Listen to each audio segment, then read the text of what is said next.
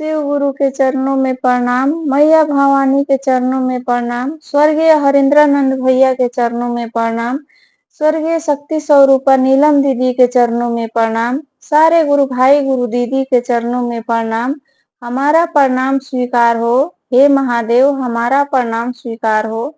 एगो गांव में पंडित जी या पंडिताइन रहत रहे लोग। पंडित जी के संतान के रूप में बस एगो बेटी रही। बेटी बहुत सुशील आ संस्कारी रही, बहुत बड़ा शिव गुरु महादेव के बहुत बड़ा भक्त रही। प्रतिदिन पूजा पाठ करस, भजन कीर्तन करस, बिना पूजा पाठ कैले कभी अंजल ग्रहण ना करस। बहुत बड़ा शिव गुरु महादेव के भक्त रही। पंडित जी पंडिताइन भी शिव गुरु महादेव के बहुत पूजा पाठ करे लोग, बहुत विश्वास करे लोग भगवान पर। अब धीरे धीरे दिन बीतत रहे, धीरे धीरे बेटी बड़ा हो गईली। जब शादी लायक हो गईली तो पंडिताइन कहतारी पंडित जी से कहीं जाई, जाके अब लड़का खोजी। बेटी अब शादी लायक हो गईली, लड़का खोजी से बेटी के शादी कर दिया, अपन जिम्मेवारी पूरा कइल जाओ। बेटी अब शादी लायक हो गईल बड़ी, जाके रहुआ कहीं अच्छा घर परिवार अच्छा लड़का खोजी। पंडित जी भी कहीं कोनो गांव में लड़का खोजे गईनी।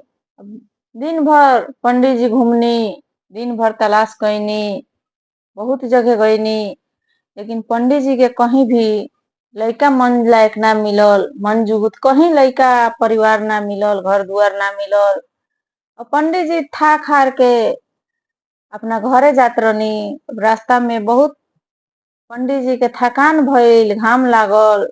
एगो गाछ के नीचे बैठ के पंडित जी आराम करे लगनी। सोचनी जे यहाँ आराम कर लेतानी तब घरे जाए। वही टाइम एगो साधु बाबा भी, बहुत विद्वान साधु बाबा वही रास्ता से गुजरत रहनी। तो वो के गाछ देख के लागल जे हमू थोड़ा विश्राम कर ली तो हम यहाँ से जाई। और साधु बाबा भी वहां बैठ के विश्राम करे लगनी। तो देखो तनी जे पंडित जी के चेहरा पर बहुत चिंता बा, निराशा बा। अब साधु बाबा से ना रहल गईल। साधु बाबा पूछ देनी जे पंडित जी का बात बा जे इतना चिंता में डूबल बानी, का टेंशन बा। तो साधु बाबा से पंडित जी कहनी, सब बात बतैनी जे हमरा एगो बेटी बाड़ी, बस संतान के रूप में एकेगो बेटी बाड़ी, एकेगो औलाद बाड़ी हमरा। उनकरे खातिर हम लड़का खोजे निकलल बानी। ना कहीं हमरा अच्छा लड़का मिलता, ना घर परिवार मिलता। वही के टेंशन में हम डूबल बानी जे अब कहाँ हम लड़का खोजे जाई जे बेटी लायक, बेटी जुगुत लड़का मिलो, ब्याह शादी कर दी। साधु बाबा कहतनी जे बस इतने बात ला रहुआ इतना गम में डूबल बानी, इतना चिंता में डूबल बानी। लड़का तो कहीं ना कहीं मिलिए जाई, ब्याह तो जरूर होई, कहीं ना कहीं तो घर परिवार लड़का अच्छा मिलिए जाई। लड़की के रहुआ जरूर ब्याह शादी हुई। हम एगो फल देतानी, रहुआ ई फल के ले जाके, दूगो फल देतानी, ई दोनों फल के ले जाके एगो अपना लड़की के खिया दे, बेटी के खिया दे। एगो जे भी सवेरे सवेरे रहुआ घरे दरवाजा पर लौकी ओकरा के खिया दे। आ ओकरे से रहुआ बेटी के शादी हो जाई।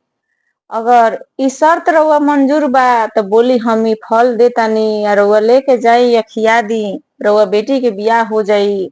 पंडित जी बड़ा खुश भईनी। पंडित जी सोचनी जे इतना बड़का महात्मा विद्वान बाबा लौकतानी तो ई जरूर कोनो अच्छा ही फल दे, हमरा बेटी के लायक बहुत अच्छा लड़का मिल जाई, घर परिवार मिल जाई। बड़ा खुश भईनी पंडित जी।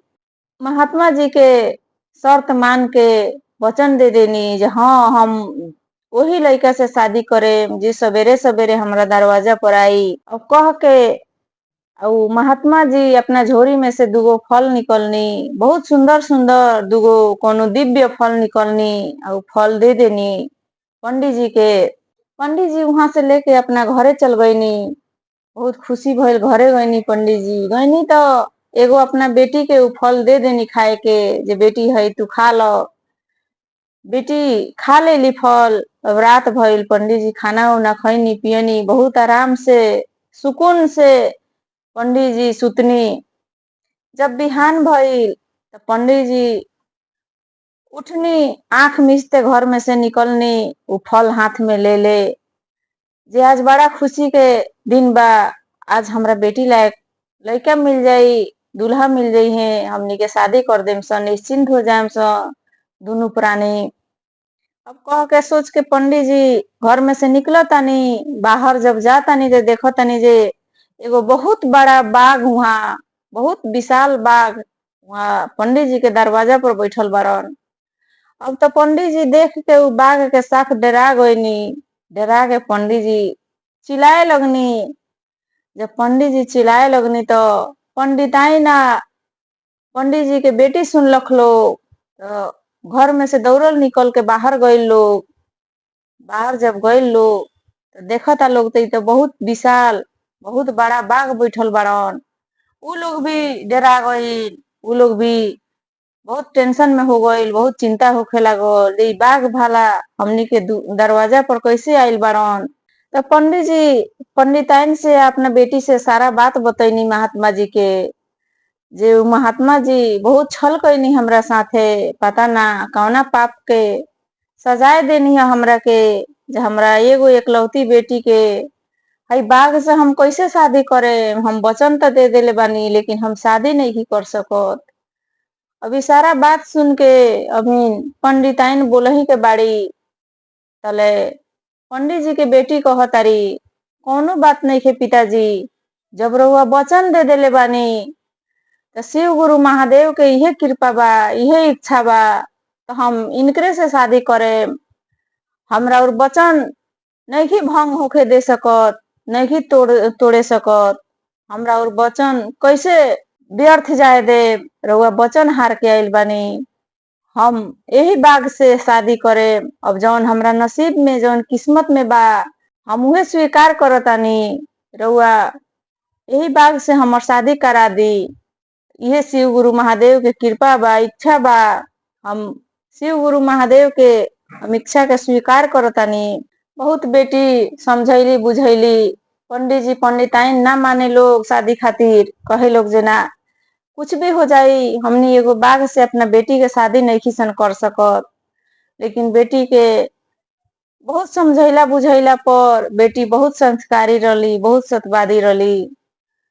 समझैला बुझैला पर पंडित जी पंडिताइन शादी तो कर देलक लोग, शादी कर देलक लोग। अब बाघ पंडित जी के बेटी के लेके अपना घरे चल गईलन।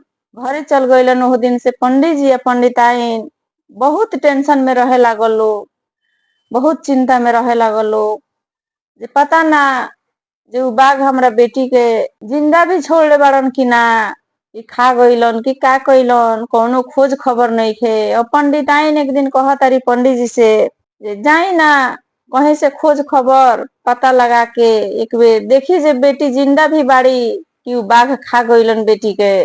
अब कुछ थोड़ा बहुत बना देली आयन बायन बेटी खातिर, पंडित जी लेके निकलनी। अब कुछ आता पता तो रहे ना जे कहाँ बेटी बाड़ी कहाँ उ बाघ बाड़न। अब वैसे ही पंडित जी सोचनी जे बाघ के जात बाड़न तो जंगले में नु रहत हुई हन, जंगल के ओर पंडित जी निकल गईनी। उनकरा खातिर बाघ खातिर कहीं से जाके एगो खसी के मुड़ा आ 4 गो गोड़ी ले लेनी, जे उनकरा के दे देम खाए के तो कम से कम ई खा के संतुष्ट हो जाइ हन, ना तो का पता जे हमरो के कहीं खा जासु। बेटी के तो खैले बाड़न कि रखले बाड़न, हम जाएम तो हमरो के कहीं खा जाइ हन। वो डर से पंडित जी एगो मुड़ा 4 गो गोड़ी कहीं से किन के एगो मोटरी बांध लेनी। अब जात जात कहीं पंडित जी गईनी तो बहुत थकान महसूस भइल, पैदल चलत चलत पंडित जी के गोड़ दुखा गईल, तो कहीं पंडित जी बैठ के आराम करे लगनी। मांस के मोटरी नीचे रख देनी, नीचे रख देनी। अब जब आराम उराम क के चले पर होता नहीं तो जाता नहीं उ गोड़ी या मुड़ी उठावे तो देखता नहीं जे उ मुड़िया एगो चिड़ई हो गई रहे, आई 4 गोड़वा 4 गो चिड़ई हो गई रहे, आई 5 एके में सट के आ गंदा खात रहलसन। पांचों चिड़ई गंदा खात रहे तो पंडित जी देखो तनिया पीठी पर पांचों के लिखल बा राम नाम, राम राम राम नाम सब लिखल बा, खाली भगवान के नाम लिखल बा। और पंडित जी वहां से फिर चल देनी, वो चिड़ई के वो गोड़ी मुड़ी के वही जे छोड़ देनी, उधर चिड़ई हो गई वही जे छोड़ के पंडित जी चल देनी वहां से। अब जात जात जंगल में बहुत भीतर गईनी तो देखो तनी पंडित जी जे एगो आलीशान घर लौकता, राजा महाराजा के घर जैसन घर लौकता, बहुत आलीशान। पंडित जी वही घर के आरी पाछी घूमे लगनी, कहनी जे ये भीतर जंगल में इ केकर घर हो, ऐसन सुंदर घर, ऐसन महल जैसन। वही घर के आरी पाछी पंडित जी घूमे लगनी, देखे लगनी। तले पंडित जी के बेटी वही घर के छत पर घूमत रही, देखा तारी जे हमर पिताजी हई। अब दौड़ल नीचे जाके एगो दासी के भेजाओ तनी जे जाऊ जे आदमी घूमतानी, पंडित जी घूमतानी, उ पंडित जी के बुला लियो। अब दासी गईली पंडित जी से कहतारी जे पंडित जी रउआ चली ये घर के ये दरबार के रानी बुलावतारी। पंडित जी बड़ा डरा गईनी जे पता ना उ रानी हमरा के का करिहन, शायद उनका घर के आरी पाछी घूमत रहनी हो, यही से पंडित रानी हमरा के बुलावो तारी कोनो दंड देवे खातिर, कोनो सजाए देवे खातिर। लेकिन फिर भी पंडित जी करती का, पंडित जी डरात डरात गईनी। वहां जातानी तो देखो तानी जे तो हमार बेटी हई, एकदम ठाट बाट से रानी के वेशभूषा में बेटी रली। बेटी देख के अपना पिताजी के देख के प्रणाम पाती कैली, बहुत आदर सम्मान कैली, प्रेम पूर्वक बैठैली, नाश्ता पानी करैली, बातचीत करे लगली जे माई कैसन बाड़ी, रउआ कैसन बानी, कैसे खोजत खोजत ऐनी हो, यहाँ तक कैसे पुगनी हो। एकदम प्रेम भाव से दोनों बाप बेटी बातचीत करे लागल लोग। पंडित जी कहतानी जे तू बतावो जे तू ओ बाघ से बियाह भइल, तू ऐसे राजमहल में कैसे बाड़ू, केकर घर हो, सब कहानी बतावो जे तू कहाँ बाड़ू।